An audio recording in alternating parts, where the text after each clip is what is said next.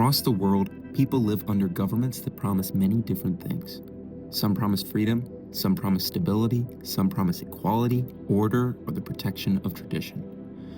But every promise, no matter how noble it sounds, becomes real or collapses in the everyday lives of ordinary people. And one of the clearest ways to understand a government is to look at how it treats the rights of its citizens. In this documentary, we're exploring 6 different forms of government, each represented by a modern nation. We'll look at rights on paper and rights in practice, speech, press, assembly, religion, minority protections, LGBTQ safety, rule of law, and the freedom from surveillance. For each system, we'll break down how power works, what daily life looks like, and where citizens stand on the spectrum between freedom and control. This is not a study of ideology, this is a study of people, and how the government you happen to be born under can shape everything from what you're allowed to say to what you're allowed to be.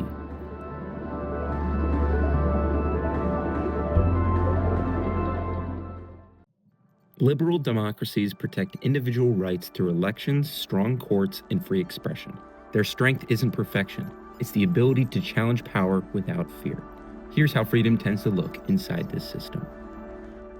So looking at liberal democracies, they all kind of have one main thing in common, and that's protecting rights like freedom of speech. The 3 that we're going to look at today are the UK, the United States, and France. The first nation we're going to look at is the United States. Obviously, we're going to be very familiar with how our government is ran, but the type of government that they fall under is a federal constitutional republic. The power is divided. There's 3 main branches of government. They all can check each other, balance each other, which is all stuff that we've kind of been instilled since we were young. I think that one of the most obvious ways that you can differ how forms of government operate differently is their rights on paper versus rights in practice. So rights on paper would be things like written laws, like such as the Constitution, which is the law of the land, versus how we actually interpret it in today's world. Moving on to the next nation, France is a semi-presidential republic, and the president shares power with parliament and the prime minister. Rights on paper include one similar to the US, freedom of speech, press, assembly, religion, kind of the main points. Rights in practice vary a little differently, mainly due to, again, like how laws are interpreted in today's world versus when they were written back in the day. So to sum up liberal democracies, the examples that we used, the United States, France, the United Kingdom, all offer and almost advertise these like great civil rights, basic rights for all their citizens. However, the reality of it really depends on the culture and the history, even the current politics of the nation. Well, liberal democracies isn't a perfect system. No form of government is perfect. However, I believe it's one where rights are constantly debated and redefined, which can be really beneficial, but it can also really hurt some groups of people in the end. In an absolute monarchy, authority is inherited and concentrated in one family. Religion, tradition, and loyalty shape daily life, and many rights depend on staying aligned with the ruling order. Here's how power and freedom function under royal control. Although the current administration of the U.S., aka the land of the free, has a tremendous relationship with Saudi Arabia is still considered one of the most oppressive societies in the world, with numerous cases of human rights violations that all seem to be swept under the rug by other world powers and Saudi Arabia's citizens. Saudi Arabia has been governed by the Al Saud family within an absolute monarchy for 93 years, meaning all decisions have been ran to the king. This allows for the government to be more efficient in terms of policy, but in terms of representation of the population, it leaves the 35.3 million Saudi citizens without much representation. The Saudi citizen day-to-day experience encapsulate how oppressive the government actually is. First, touching on speech and journalism, within Saudi Arabia, it is unacceptable to criticize the government, and this act has a long record of jailings and even death. So the end-all be-all question, why do Saudi Arabian citizens deal with this oppressive government day in and day out? And the answer to that question is, the Saudi Arabian government provides for them. Saudi Arabia is a rentier state, meaning they sell off their natural resources like gas and oil to provide a revenue that they can dish out to the citizens and they get to keep that money. They don't have to pay taxes. This gives them things like free education, free healthcare, and again, they don't have to pay taxes.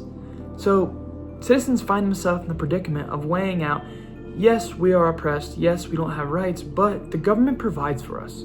They give us all these free things, they give us jobs, they give us free healthcare. So it's to the point of they have to pick their battle. In a one-party authoritarian state, political power flows in one direction. Rights may exist on paper, but the ruling party decides when and whether they may be used. This is what freedom looks like when dissent is seen as disorder. So for my section of the presentation on human rights and how it works in different countries, I did China. China's basic form and type of government. China is a single-party communist state. The government holds a monopoly party. While formerly the supreme legislative body is the National People's Congress, under the principles of unfiled power, the party determines policies, controls all branches of government, it controls the military, the judiciary, and effectively all real decision making. Rights written on paper. The PRC Constitution officially states that the state respects and preserves human rights, which is ironic because China is an authoritarian country and there's not very many rights. With that being said, although rights like freedom of expression, religion, assembly, minority, protection, and equality may appear in some laws or be conceptual, recognized in other governments, official human rights framework often is not seen in China, as not very many individual liberties are protected in the country despite what the government says. The daily life in China is very surveillanced and monitored. You can criticize the government in China. You just may have to finish the sentence somewhere else.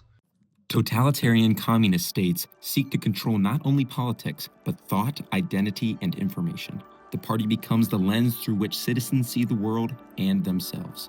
Here's the freedom landscape when state defines the truth.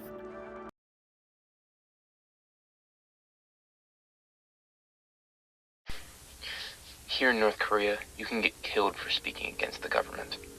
I'm going to explain how totalitarian communist governments work, using North Korea today and the Soviet Union in the past as our examples. North Korea is what we call a single-party totalitarian state. The supreme leader sits at the top, the party sits beneath him, and beneath them is several million people pretending everything is okay. Decisions don't rise from the people, they fall from the sky. The Kim family has ruled here for 3 generations. The Soviet Union was similar. One party, one ideology, one leader at a time who can decide everything from economic plans to whether your poetry sounded suspiciously anti-Soviet. In both systems, the slogan might as well be, the people rule as long as the people agree with the rules. Here's the twist. If you read their constitutions, you'd think you'd entered a paradise. North Korea guarantees freedom of speech, press, assembly, religion, equality between citizens, and rights to education and healthcare. The Soviet Union promised the same. Beautiful, inspiring rights that look great framed on a wall. But all these rights come with a disclaimer. You have these rights as long as they support the socialist system. So yes, technically you have freedom of speech. But you also technically have the freedom to keep that speech safely inside of you at all times. In North Korea, criticizing the leader, even in private, can lead to imprisonment, torture, or execution. Sometimes your parent and children are punished as well. Now officially, I'm free to say whatever I want. Unofficially, I've been informed I am free to experience permanent re-education if I misuse that freedom. Totalitarian communist systems promise equality and unity, but usually deliver obedience and silence. When the state defines truth, citizens lose the right to define themselves. Speaking out against the government is easy as long as you don't get caught. Military regimes claim stability through strength and order.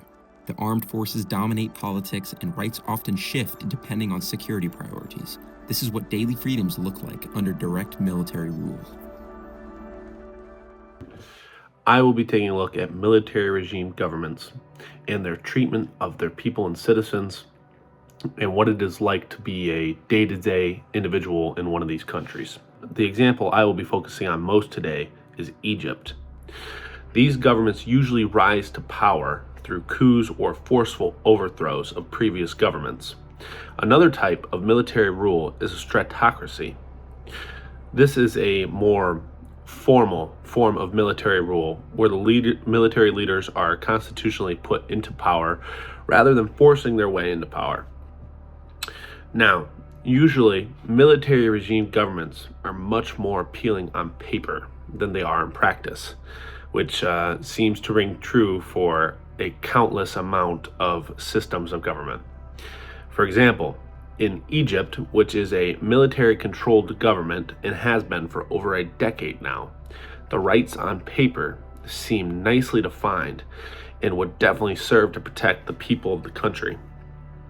But rather, in practice, they do not serve or protect the people at all and leave most of their citizens high and dry. A day in the life of one of the citizens of these countries like Egypt would be hellacious. Whilst you may not normally be persecuted for walking down the street here in America, there are many such instances of good people exercising what should be a protected right and getting jailed, beaten, tortured, or killed for their work and expression. This confirms the idea that I stated earlier, that military regimes may seem concrete on paper, but their treatment of their people is terrible and corrupt and negative in practice. In a theocracy, religious authority guides political power. Laws, rights, and daily life are shaped by a single faith, and dissent is often treated as both political and spiritual defiance. This is what freedom looks like when religion and government become one. Today we will be talking about civil rights in Iran, and specifically how the country's government structure shapes everyday freedoms or limitations that people actually experience. Iran is officially a unitary presidential theocratic Islamic republic. What that means is that you can have your elected officials, but the clerics will always have the final say. Iran's government is unique. It mixes theocratic rule, meaning religious leaders have ultimate authority, with limited democratic elements, like having elected officials. The Constitution describes 3 branches of government, like us, as executive, legislative, and judicial. But in practice, and in reality, the supreme leader has the final say above all 3 of them. He is both head of state, literally, as in like the ceremonial position, also head of state as in the guy in charge. The rights on paper. The Iranian constitution promises the rights as human dignity, equal protection, and even freedoms such as of speech, press, assembly, and religion, but always within Islamic criteria. Same-sex relationships are illegal in Iran and can be punishable by severe penalties such as death. You can literally be hung. Yeah, they literally just hang people in the public square. Brutal. Rights in practice, freedom of the speech is extremely limited. Criticizing the government or the supreme leader or the Islamic principles can lead to intimidation, arrest, or long prison sentences, or just straight up execution again. They love doing that. In conclusion, Iran's government promises certain civil rights, but its theocratic power structure means that those rights can be easily taken away at a moment's notice. What is given can be taken away. Understanding this gap between the system on paper and life in practice is essential to understanding modern Iranian society, and why so many citizens continue to push for change. Every government, no matter its structure, reveals its character through how it treats its citizens. Some protect rights as foundations of society. Others restrict them to maintain order, control, or tradition. And some systems reshape rights entirely to serve the state. But human rights are not abstract. They are lived every day in the ability to speak, to worship, to protest, to love, and to think freely. The system you're born under shapes those freedoms more than most people ever realize. Different governments make different choices, and in those choices we see the line between freedom and fear.